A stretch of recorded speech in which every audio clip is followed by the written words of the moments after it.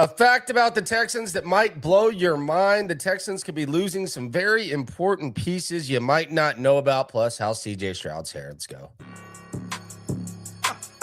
Yeah.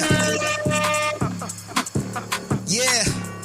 It's the Locker Room on YouTube. You know what it is. Let's get it. Hey. Locker Room. Yeah, we in the locker room. Texas talk. Yeah, you know what we about to do. Localize every angle's what we really do. We the source, we the pulse of the city too. Landlocked, got the game in the headlock. Localize every time, can't stop, won't stop. Yeah, we top 2 and we not 2. You know something that's crazy to kind of think about the Houston Texans as the draft approaches? It is the Locker Room, number one source for Texans digital content. I am Landry Locker. Shout out to Sleeper for sponsoring the video. The offseason officially upon us. Join us the 20th, 3 Fridays from now. Myself, Cody Stoots, SNL. We're going to be live at Spanky's, giving away some stuff, getting ready for the Combine send-off. Can't wait to go to the NFL Combine. Can't wait for the NFL Draft. Can't wait for free agency. There's really no such thing as an offseason when it comes to doing what we do and what we've done. This is kind of crazy when you think about this, with how good DeMeco Ryans and Nick Caserio have drafted. And it might not really surprise you, but when you really just kind of say it out loud, it's rather interesting. So in the DeMeco Ryans, Nick Caserio era, they've had 3 drafts. They drafted 1, 2, 3, 4, 5, 6, 7, 8, 10 guys in the last 3 years that have been are starters right now. Really 11 if you count Jared Patterson. In the last 3 years, they've drafted 10 plus guys that have been starters or are starters. So they've done a really good job drafting. You know what the craziest thing about it is? Since their first draft together, with the 2nd and 3rd pick of the first round of that draft, Nick Caserio and DeMeco Ryans haven't used a first-round pick.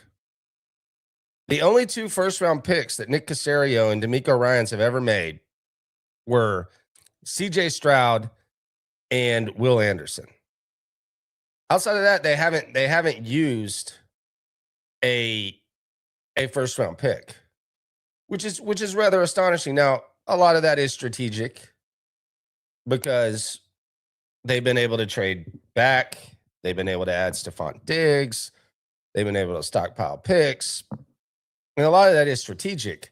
But it should make you very confident, as the Texans obviously have got to improve the talent on their roster, that these guys are able to do that even without a first-round pick. And then this year, you look, and they actually have a first-round pick. Nick Caserio and DeMeco Ryans. So this would be the first time in 3 years, assuming that they make that pick. And it's always kind of a dangerous assumption to assume anything, especially in regards to staying and picking with Nick and DeMeco. This will be the first time in 3 years, assuming that they make that pick, that the Texans make a first-round pick. Now, I look at that almost as kind of like it's icing.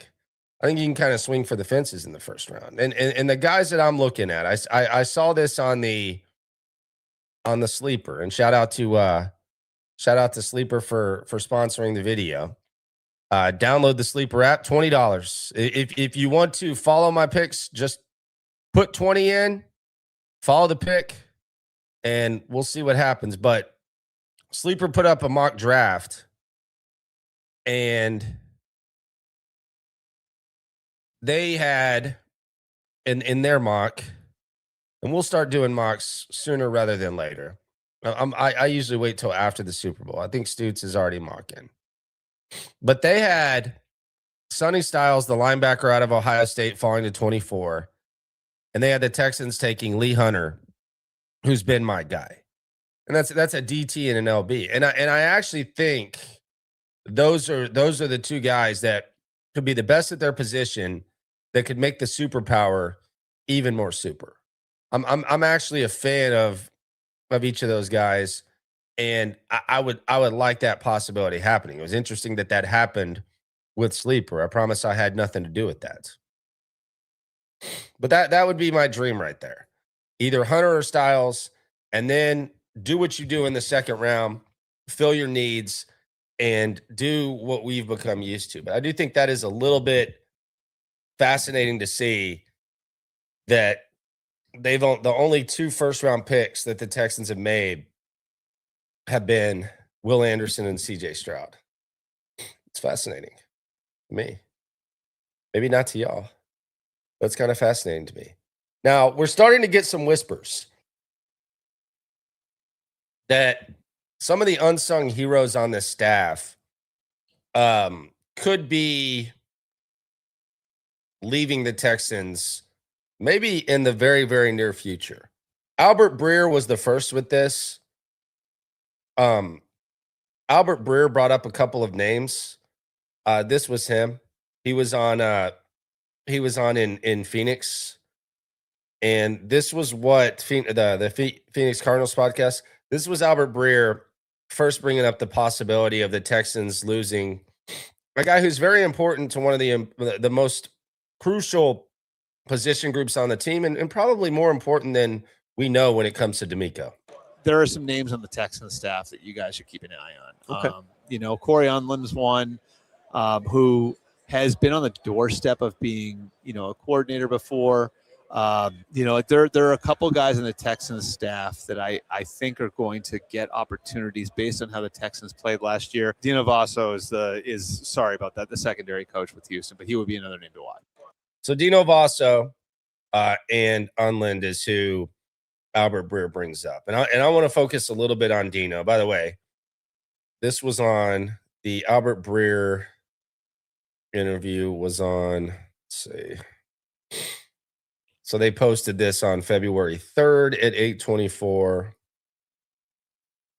Alpha Aaron had it on February 4th, 2026. So we'll give that report to Breer just a little bit later. But the Alpha did have this on Ben Bowling. This is another possibility when it comes to the coaching staff. The Alpha. Hey, bro.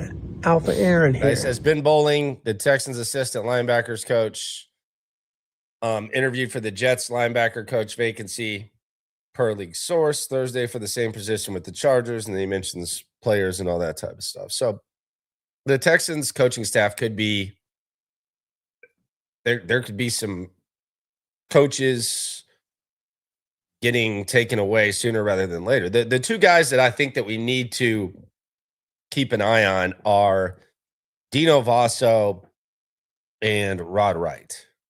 Dino Vasso oversees the DBs, and Rod Wright is the guy who oversees the D-line. And I actually think that Rod Wright's importance is so high that I would make a case that he might be as crucial to things as Matt Burke, maybe even more. And a lot of times when you look at these guys, you say, okay, well, you have the best corner duo in the league. You have the best edge duo in the league. How much can these guys really do? That's usually what we do when we start talking about assistants. Like when a guy goes to be a head coach, it's like, well, he didn't call plays, or he had this guy and this guy made him that. That's just kind of how we naturally talk about it. But I think if you look at the guys that these guys have had to develop, I think those guys have all played well. Like you look at the interior guys, and that's kind of Rod Wright's specialty. Tommy Togiai, any guys off the streets, like he's gotten some good stuff out of Rankins. Even the reserve guys, he's done a good job. And the same thing with Vasso outside of Stingley and Lassiter.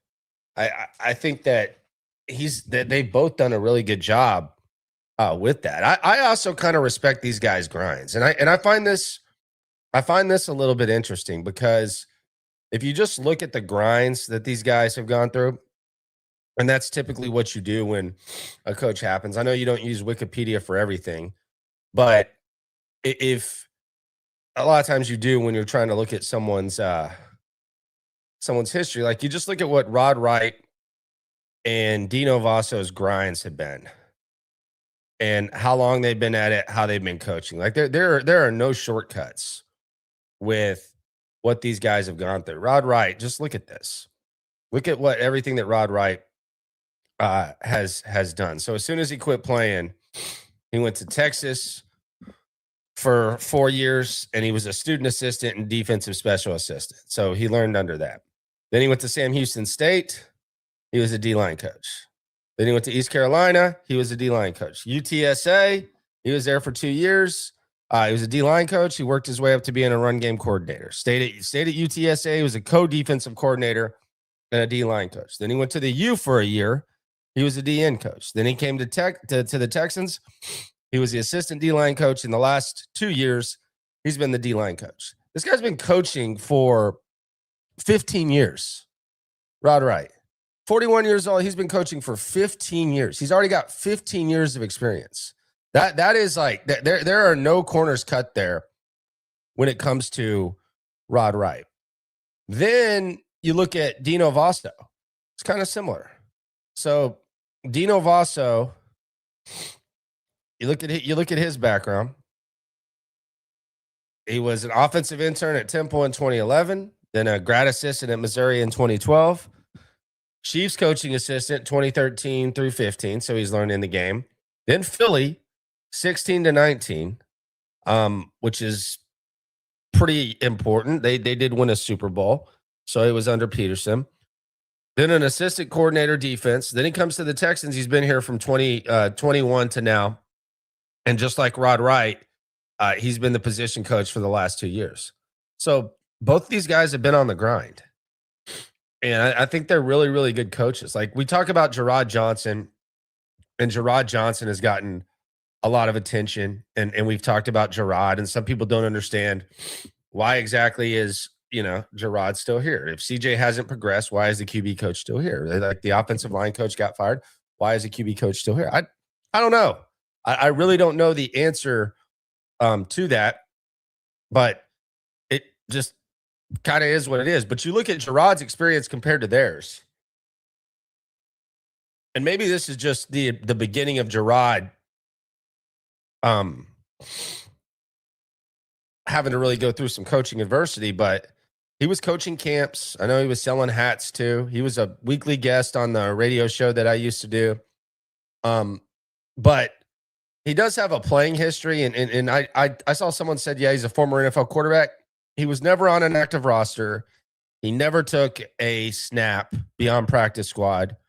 He had a 17-day stint with the Eagles. He was on the Steelers from January to August, so before the season started. April to June with the Seahawks before they signed Tavares Jackson. 3-day stint with the Bears.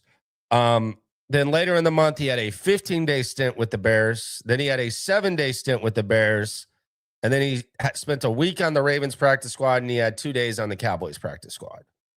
So NFL quarterbacks being generous there when it comes to Gerard. And then you look at the coaching. 2017, he was in the elevator program in San Francisco. 2018, I think he was coaching at St. Thomas High School. I think that's when he was doing some other things. And then he went to Indianapolis with the elevator program. Then in 2020, 2021, he was an offensive quality control coach in Indy. And then in 2022, he's an assistant QB coach.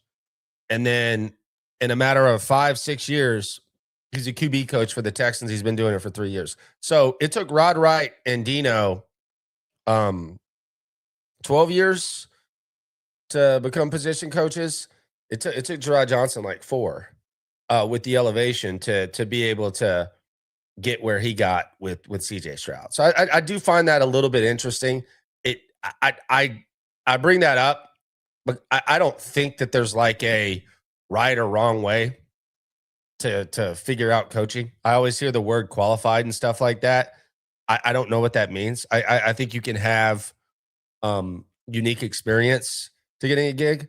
But when you see a guy like Rod Wright and you see Dino, kind of watch him work at practice. And there are some coaches you'll look at and you'll be like, this guy just kind of seems like a bit coach. He's mainly just running drills. It really does feel like these guys, for lack of a better term, really it's the only term when it comes to DeMeco. Swarm. They're very swarm.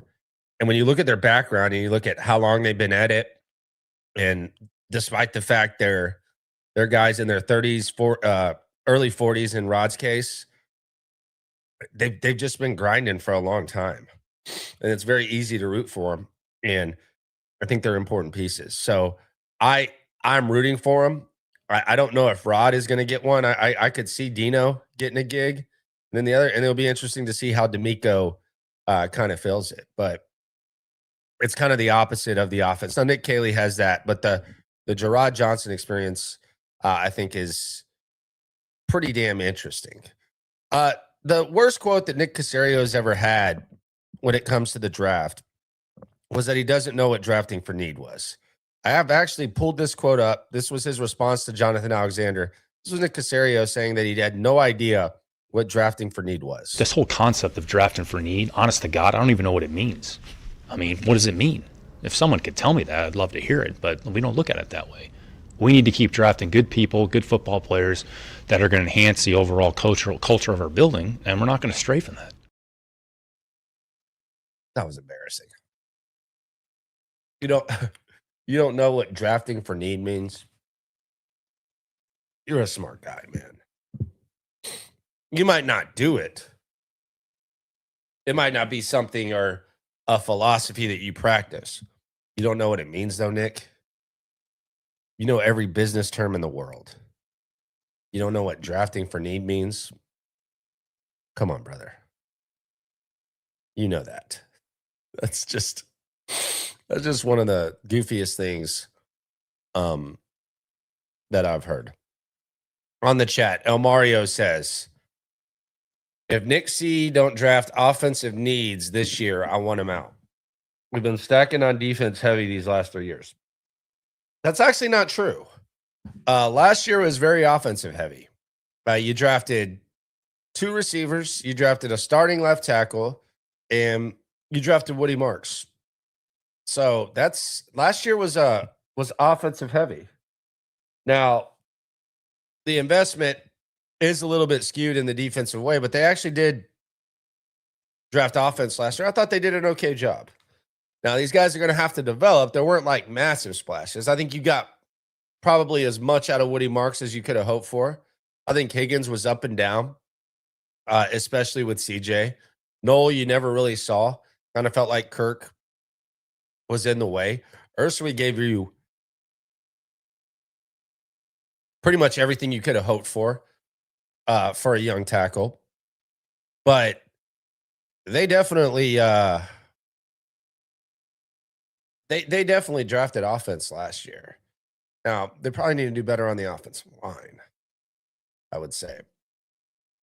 I would say that is a thing. Clayton Oak Forest brings this up. I saw someone bring this up. I think Nomad brought this up. Nomad is the guy who, he consumes a lot of Texans content. Quite frankly, some of it, I don't know why you are, but he's here a lot, and he's got a lot of time in his hands. But he said, the O-line coach for the Eagles is done there. Might be good to look at him. Why? Pop, lock, and drop it. Pop, lock, and drop it. You have Cole Popovich. And I think we need to start paying a little bit more attention to Cole Popovich. He did a good job last season. I'm not going to call him football king here, but I think there is a much bigger Cole Popovich influence than we give credit for. I think Cole Popovich is a guy who he has the ear of Nick Caserio. I think he has the ear of Nick Caley. And I think he's you look at the guys that they bring in, whether it's players or coaches, a lot of them are tied to him. I think he might be pulling some of the strings behind the scenes. So I don't see them bringing in another offensive line coach. Like, were you not pleased with the offensive line coaching last year. I thought they actually did a good job of that. So I don't know if you want like this dream thing, but I don't understand like the O-line coach thing at all. Primetime says Texans don't know what to do offensive line wise because they can't figure out the Titus situation and where he best fits. I don't know if Titus is the problem. I think Titus was a better player this year than he was the previous two. I actually think the versatility of Titus Howard was a big asset last year. It will be interesting to see how they handle him. Like, do they have a set plan for him next year with where they want him to play, or do they base where he plays based on whether they like a guard or a tackle more? It's a weird it's a weird dynamic when it comes to the Titus Howard thing.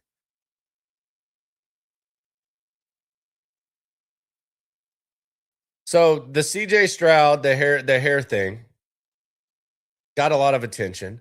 I don't think it's like some sort of game changer, but I don't think it's a small thing, the hair thing. I think a lot of people are having some fun with it, but it was a big change during a strong mental time. When you're going through a lot, sometimes you just get a haircut. Sometimes it works out good. It's kind of a fresh start. Sometimes it works out bad. It's just a matter of how you handle it. I brought this up today on SNL. The Britney Spears haircut, man. Remember when Britney Spears was going through her mental crisis? When she got the haircut, she was never the same. Will CJ Stroud be the next Britney Spears? I kid. But really, we don't know what happened to 2023. We don't know what happened to 2023 CJ. The hurting, I don't think you're alone, says if they change the pass from 60-40 to running 60-40, CJ might go back to being rookie CJ. I don't think rookie CJ is going to happen. I think there's a chance that there's a blueprint on two high safeties on CJ, and I think he can be a better player. But as far as the statistical and the manner in which it goes, I don't think it happens. But I do agree with you that there needs to be there's no excuse not to have elite running back options. I'm not going to say an elite run game because there's multiple layers to that. I think if you have elite options and you make Woody Marks your second best back, maybe even third,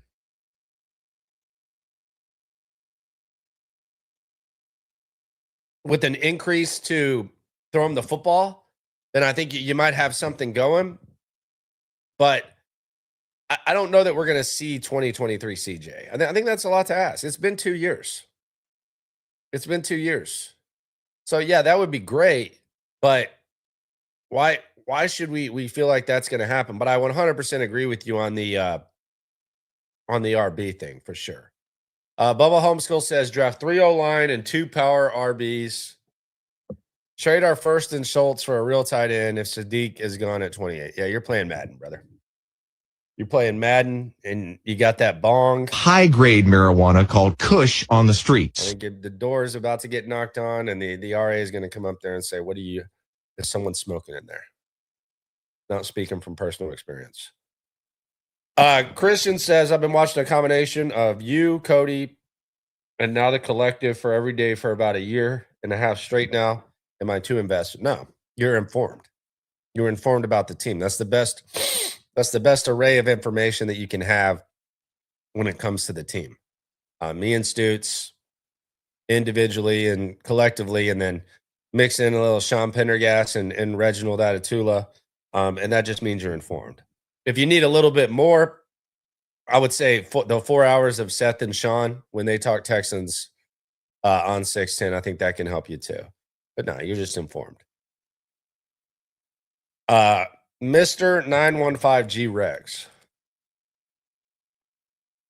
The O-line coaching isn't the problem. We just need to upgrade the players. Yeah, I thought he did a good job. I thought Pop did a good job. I really, really do. I don't think they need a new O-line coach. Pop, lock, and drop it. Pop, lock, and drop it. Yeah, I was good on him.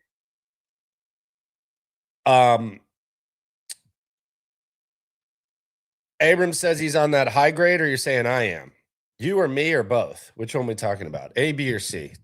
Tell me now. Like A, B, you're saying I am? You're saying you are? I've had to rest the throat. I still might be that, if I'm being honest with you.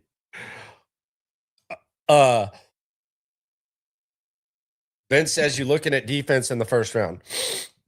Yeah, I think if Sonny Styles or Hunter are there, given the fact that you actually have more day two equity than you ever have, even with the success that we've seen from Caserio and DeMeco, if you can get the best DT or the best LB, if Styles is there, that's insane.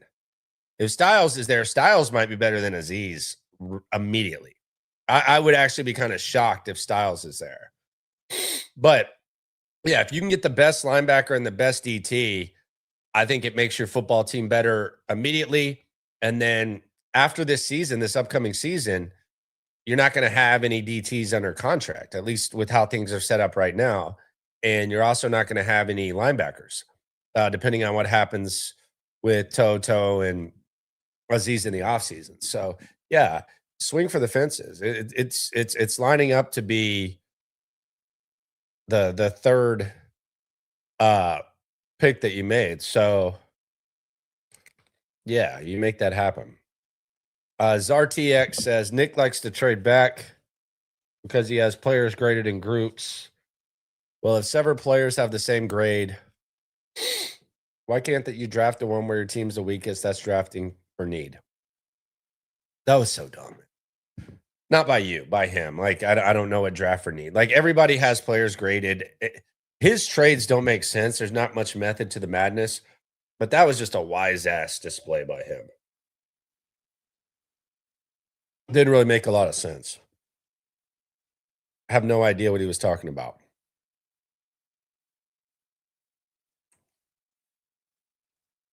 You're not the only person I've heard say this. You say Amber Rose stole CJ's mojo / soul. Would she steal it or would she add some? The Spanky's waitress,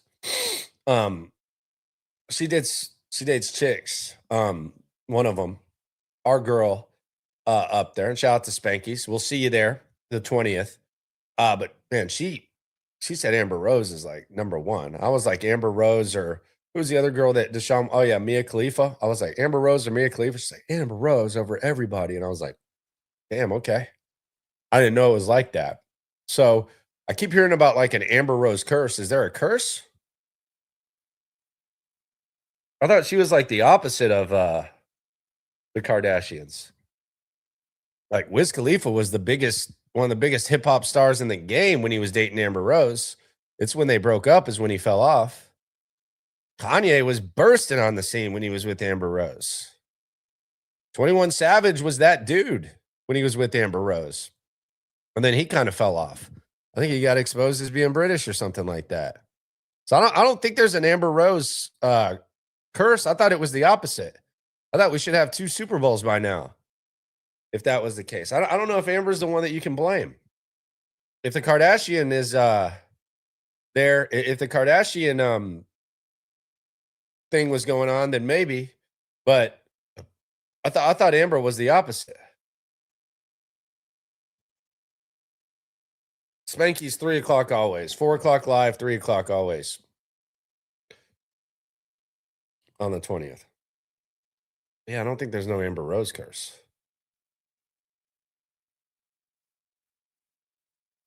I was thinking about this for the game on Sunday.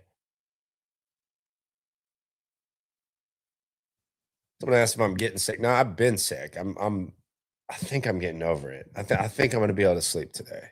I slept like 3 hours last night, but I think I'm getting over it. But I was thinking about this Sunday and inside the minds of Caserio and DeMeco.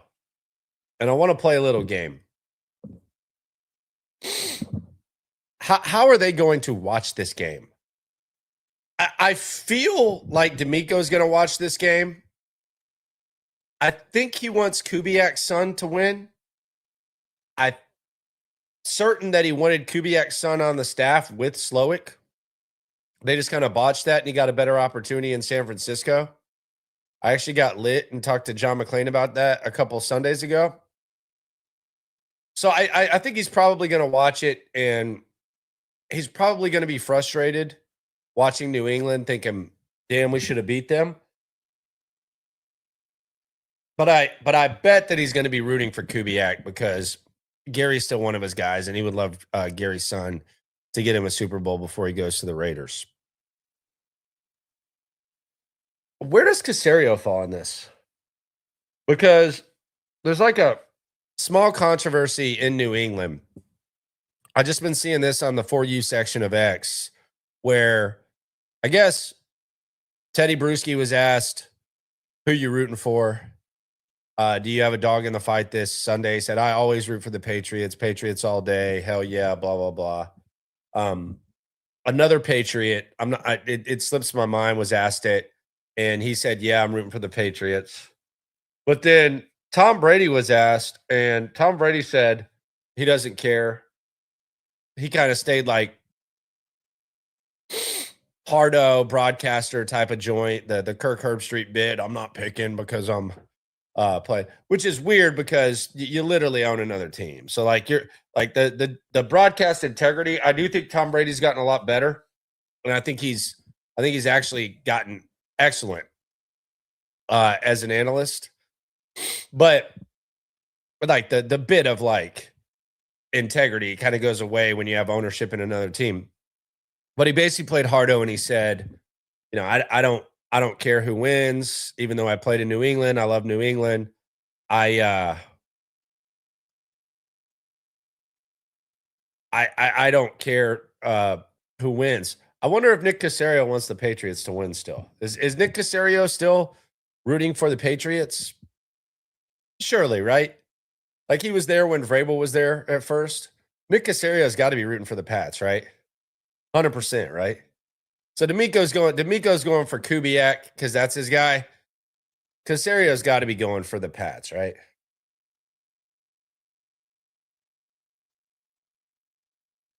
I would think so.